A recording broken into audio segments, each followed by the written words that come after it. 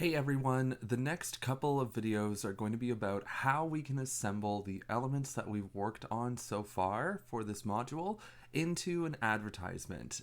In this case, we're using Airbnb as the subject, but we're going to walk through a bunch of different steps like how to import all of our visuals using Adobe Illustrator, use layers to organize our design elements, and sort of layer in different parts of the design behind other pieces so that there's a little bit of depth happening in our visuals, as well as create some overlay effects with color to help tone down some aspects of the imagery. So let's kind of just jump right in.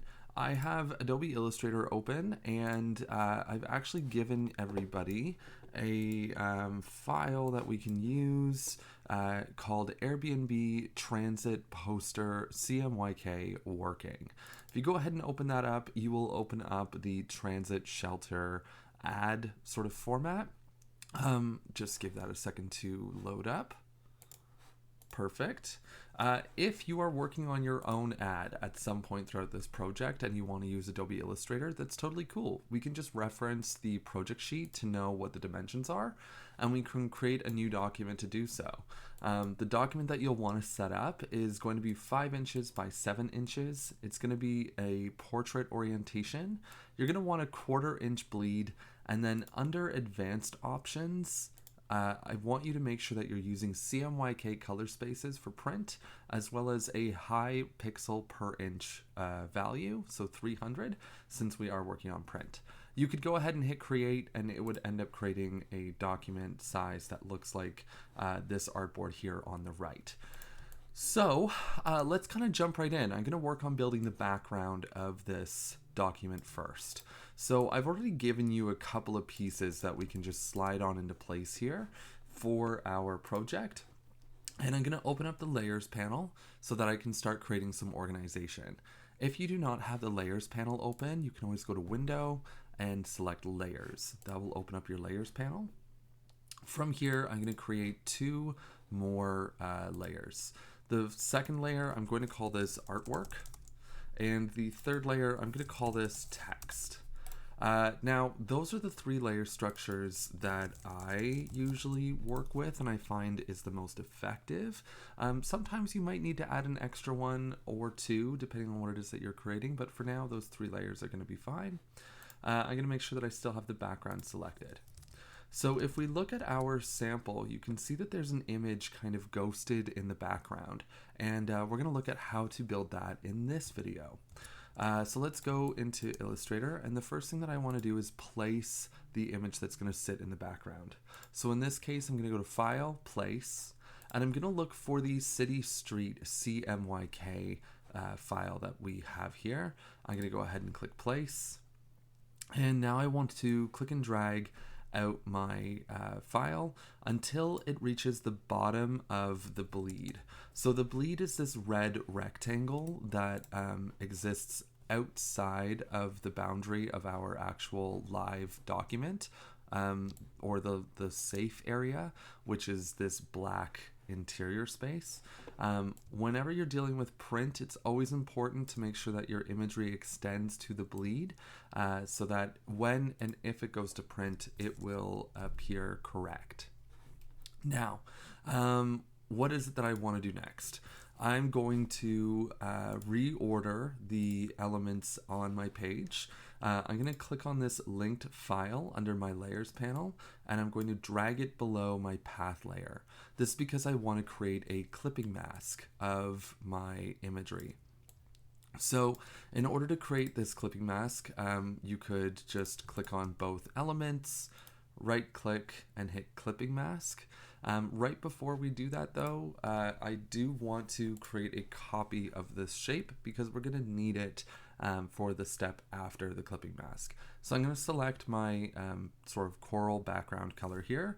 I'm going to hit Command or Control C to copy. Then I'm going to hold Shift and click on my background imagery, and I'm going to right click and hit Make Clipping Mask. This will then clip the image to the shape of that coral background element.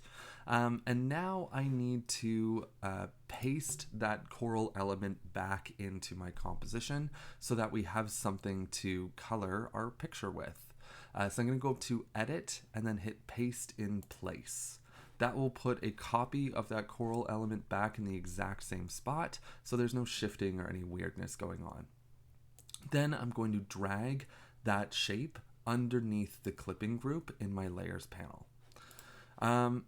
Now comes the fun part. We have our image, it's sitting on top of that colored element, and the next thing I want to do is apply a blending mode to it.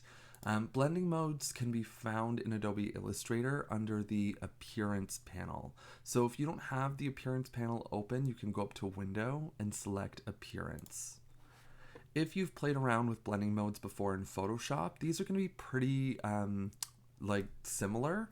A lot of Adobe apps have blending modes and they all operate the exact same way. So I'm going to click on, with my image selected, I'm going to click on Opacity. From here, I'm going to click this drop-down menu that says Normal, and these are all the different blending modes that are available to us. So if you want to play around with it, you can. For example, Multiply gives you a pretty harsh, pretty vivid picture in the background. Screen is going to give you something that's really washed out and kind of, vivid, but in a different way. I want to go to Soft Light because this is kind of the most saturated, hazy version of the filter that I'm looking for. And I'm going to change the opacity of this down to 75% just so it's a little quieter. The last step that I want to look at doing is flattening the transparency. So something that's really important to understand when you're working in CMYK and you're working for a print output is printers really don't like transparencies. They have a hard time interpreting the information, and it will lead to issues when you send something to be printed if you do not flatten the transparency.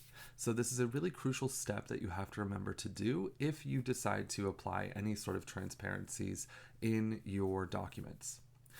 In order to flatten it, first I'm just going to lock this rectangle, so that white sort of background rectangle. Then I'm going to click and drag to select both the clip group and the color object that's underneath it. You need to make sure that you grab both the image that has the blending mode applied to it and the layer that is underneath it to make sure that you snag all of the information to be flattened correctly. From here, I'm going to go up to Object, and I'm going to select Flatten Transparency. We can go ahead and select that. I want to change this to high resolution so that I'm getting the best quality output I can, and I'm going to go ahead and hit OK. From here, you'll notice that the two layer objects have merged into one group, and that there's now a bunch of different sub-clipping groups that it's kind of gone and chopped up. They are now kind of one object. They're no longer two separate things. So now if we go to print this, it will actually print properly and you won't get any weird effects that shouldn't actually be there coming out in your project. That's going to be it for this video. In the next one, we're going to actually look at placing and ordering a lot of these elements that are on the page. So hopefully you stick around and I'll catch you in the next one.